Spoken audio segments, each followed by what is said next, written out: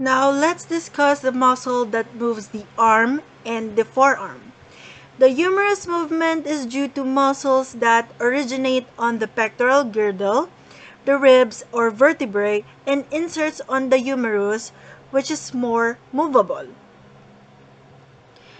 The muscles involved in the movement of the arms and the forearm includes the deltoids, the Coracobrachialis, the Subscapularis, the Biceps Brachii, the Brachialis, the Supraspinatus, the Infraspinatus, Teres Minor, Teres Major, the Triceps Brachii.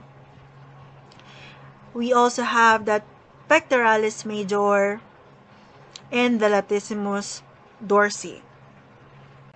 So let us start with the Pectoralis Major. As you can see in the picture, it is located in the chest area na nag-e-extend siya papunta dun sa humerus. As you can see in here, ang origin niya is located on the sternum part and the clavicle.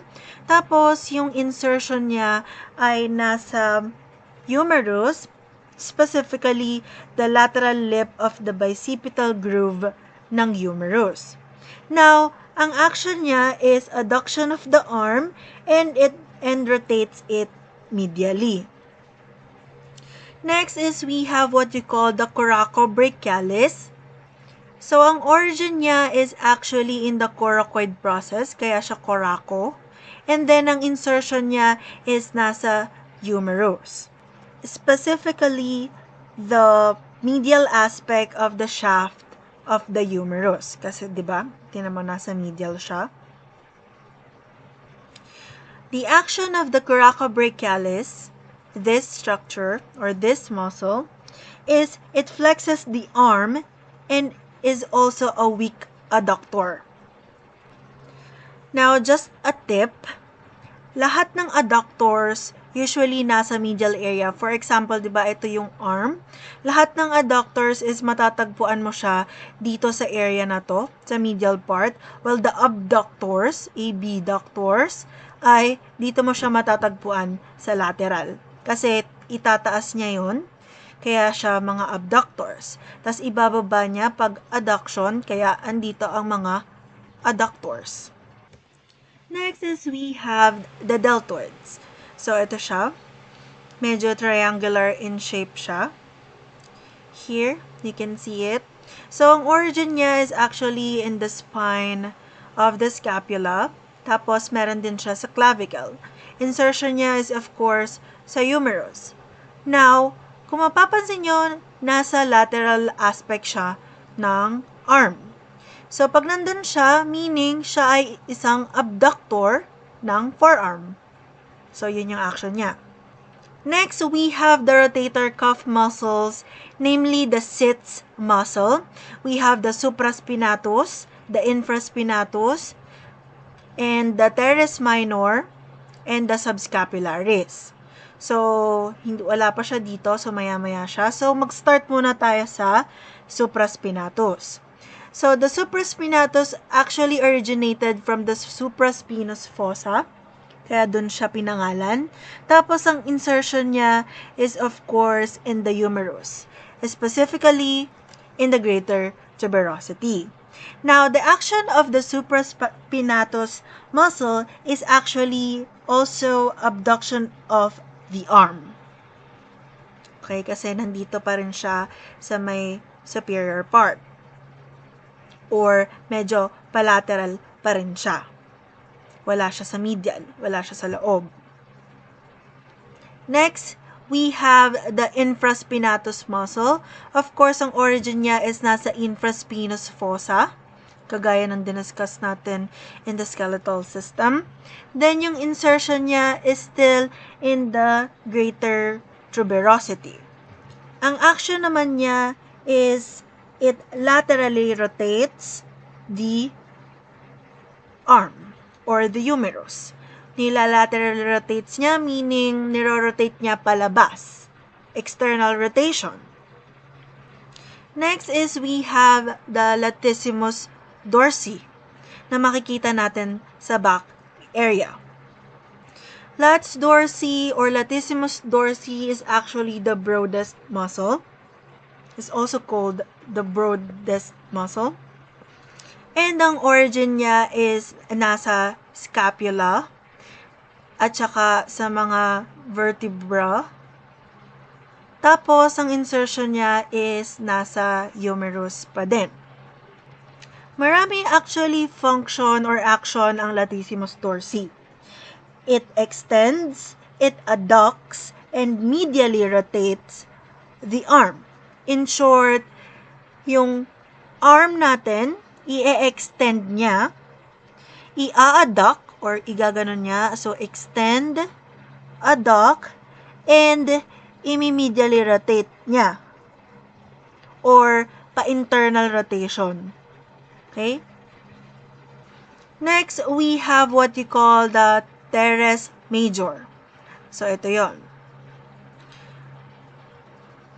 So, this Teres Major, ang origin niya is also in the scapula and yung insertion niya is in the humerus. So, kung mapapasin nyo, since nasa medial area siya or nasa loob nitong arm, siya yung mag-a-adduct ngayon sa arm. Siya din yung magmi-medially or internal rotate ng arm. Okay? Next, we also have the Teres Minor. So, you can see here, ito yung Teres Major, yung medyo malaking part. Then, yung maliit na part is the Teres Minor, which is also part of the rotator cuff muscles. Yan, yung maliit na yan. It actually originates in the scapula and inserts in the humerus. Since wala na siya sa loob, kung mapapansin nyo, diba, ito si Teres Major, nasa may paloob ba siya? Si Teres Minor, wala na siya sa paloob. Therefore, siya na yung magla-laterally rotates or mag-external rotation sa arm. Kasi diba, kung makikita nyo yung fiber nung ating Teres Minor, pag ganun siya. So, pag nag-contract yan, hihilahin niya si arm pa-external. Diba? Next, we also have the Subscapularis, also part of the rotator cuff muscles, na nag-originate dito sa ating subscapular fossa and nag-i-insert uli sa ating humerus. So, hindi nyo siya masyadong ma-appreciate talaga kasi medyo paloob siya dito sa area na to. But since nasa loob siya yung magmi-medially rotate sa arm. Kasi 'di ba? Pag nag-contract niyan, hihilahin niya tong si arm paloob. Kaya siya internal rotation or medial rotation yung action niya. Now let's go to the Biceps Brachii. So ang Biceps Brachii is actually the strongest elbow flexor. It has two heads. We have the long head and we have the short head. Kasi from the word bi, meaning two heads. Siyempre, yung dalawang head na yon magkaibang origin. Meron dito, tsaka meron dito. Tapos, nag-i-insert siya sa radius, kagaya ng pinag-usapan natin kanina.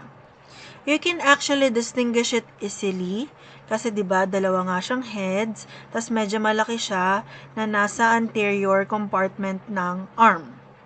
Next, we have the Brachialis. Brachialis is actually the chief flexor of the elbows. Ang Biceps Brachii ay ang strongest, pero ang chief flexors ay ang ating Brachialis. Ito ay nag-i-insert dito sa ating ulna, tapos ang origin niya ay nasa humerus. Of course, the biceps and the brachialis are elbow flexors, meaning they flex the elbow. Next, we have the Brachioradialis.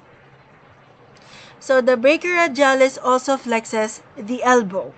Ang origin niya is nasa humerus, tapos nasa radius din ang kanyang insertion. So, si Brachioradialis ay nasa lateral part ng forearm. And lastly, for this part, we have the Triceps Brachii. Ayan yung Triceps Brachii. So, meaning ng triceps, of course, we have three heads. we have the lateral head, the medial head, and the long head. Siyempre, iba-iba uli yung origin yan. But the only insertion is in the ulna. So, madali lang din siya ma-distinguish kasi siya lang yung nasa posterior ng arm. Next, so the forearm movement is actually due to the muscles that originates on the humerus or scapula or inserts on either the radius or the ulna. So, yan yan. Next, muscles that moves the wrist and the fingers originates actually on the distal end of the humerus. It also inserts on the carpals, the metacarpals, or the phalanges. Now, always remember that the flexors or the flexor group are all found on the anterior surface. So, lahat ng nagfe-flex or nagbe-bend ng wrist, ng fingers, are all found on the anterior surface. While the extensors or the extensor group, the extensor muscles, are found on the posterior surface of the forearm or the posterior compartment. So, lahat ng nag-extend ng wrist, ng fingers, ay nasa posterior surface. Also, tendons are held in position by a circular ligament at the wrist. So, as you can see here, lahat ng nasa anterior compartment are flexors and lahat ng nasa posterior compartment ay extensors. Ngayon, medyo may makikita kayo ditong flexor carpi ulnaris. Medyo napasama lang siya kasi medyo nasa side siya, but it is still part of the anterior compartment.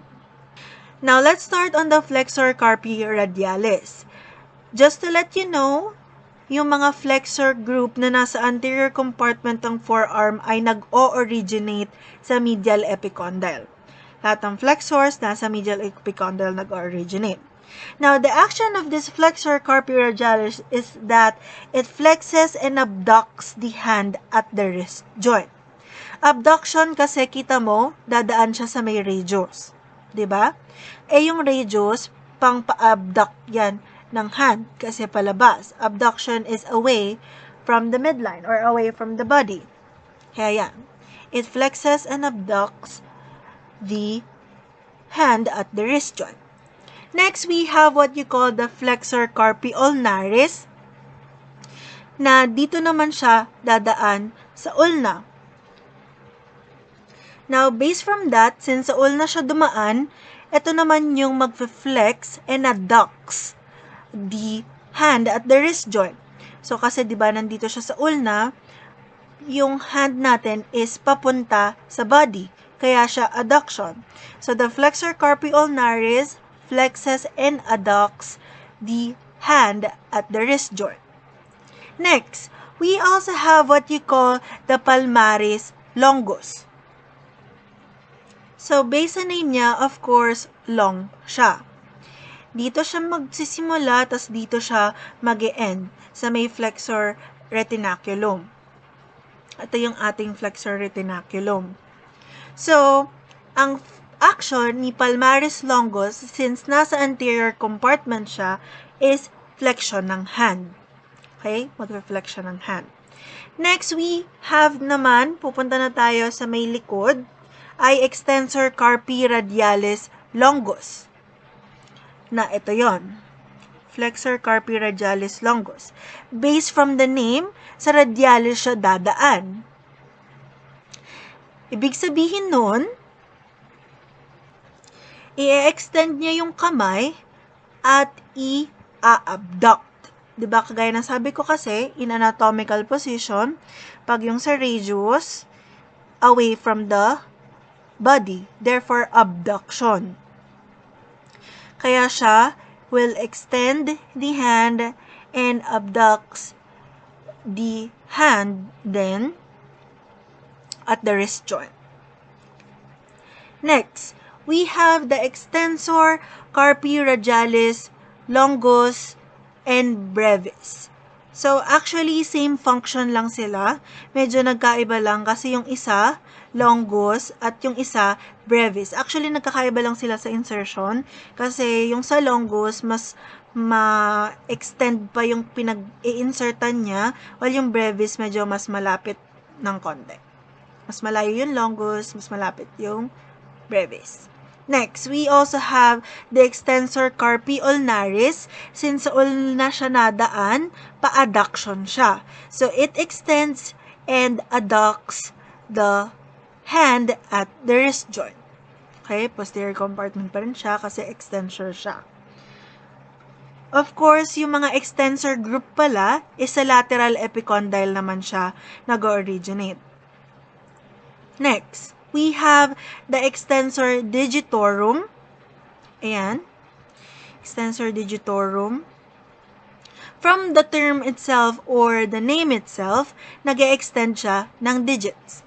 Pero kung mapapansin nyo sa picture, lateral or medial 4 fingers lang yung kanyang ina-extend. Hindi kasama tong si thumb. Okay, si extensor digitorum yan.